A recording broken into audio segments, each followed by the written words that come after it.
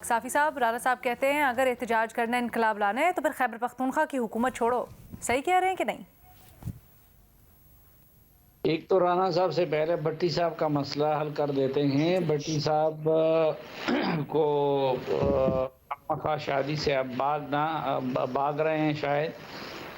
وہ پنجاب حکومت نے جو کہا ہے وہ اگلے سال کے لیے کہا ہے کہ اگلے سال سے ہم کو دسمبر جنوری فروری میں لوگوں کو شادیاں نہ کرنے کا کہیں گے. اس وقت اس کی اجازت ہے ان کو شادی کرنے کی، تو وہ اپنی شادی خواہ تاخیر کا شکار نہ بنائیں.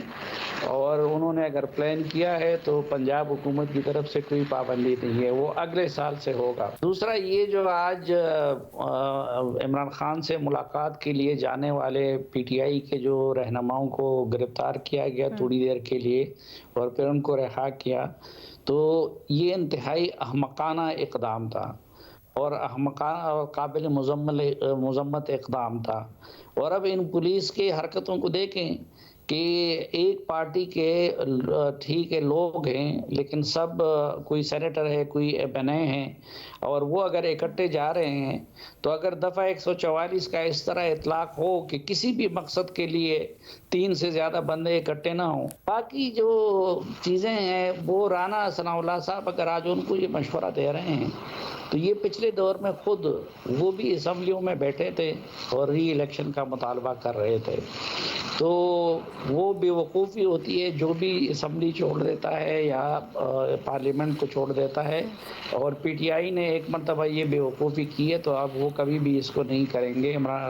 رانا صاحب تانا بھی ان کو اس لیے دے رہے ہیں کہ وہ یہ کام کر لیں. باقی جتنے بھی یہ بحران ہیں، اس بحران کا حل چھوٹے موٹے طریقوں سے نہیں نکلے گا. اس بحران کا حل یا تو ری الیکشن ہے یا پھر قومی حکومت ہے.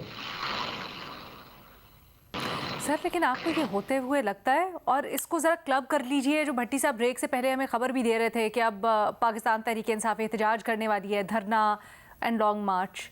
کیا آپ کو اس طرح کی کوئی کیفیت اس کے نتیجے میں لگتی ہے نکلتی ہوئی؟ نہیں، میرے پاس تو اتنے قریبی معلومات پی ٹی آئی کے نہیں ہے جتنے وہ بھٹی صاحب کے پاس ہیں. لیکن یہ دھرنے کے لیے اب میرے خیال میں دسمبر کا اور جنوری یہ مہینے مناسب نہیں ہوتے، سردی کی شدید ہوتی ہے. تو پی ٹی آئی والے پلاننگ کرتے وقت موسم کو بھی مد نظر رکھیں گے. سر نہیں، لیکن ابھی جو آپ کہہ رہے تھے نا کہ آپ کو 2 کیفیاتی نظر آتی ہیں جو مسئلے مسائل ہیں اس کے حل کے لیے، قومی حکومت یا پھر ری الیکشن. تو وہ سب کچھ آپ کو پاکستان تحریک انصاف کی جد و جہد کا نتیجہ لگتا ہے ایسا ہوتا ہوا، یا پھر؟ یہ تو میری رائے ہے نا. ٹھیک ہے. میں ری الیکشن کا مطالبہ کر رہا ہوں تو میں اس کو حل سمجھتا ہوں.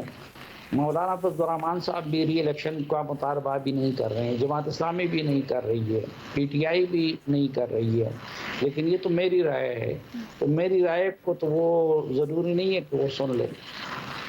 چلیں ٹھیک ہے جی. انہوں نے اس طرح نہیں کہا ہے کہ ری الیکشن کرا دیں. جی سر ٹھیک ہے، آپ کا پوائنٹ آ گیا.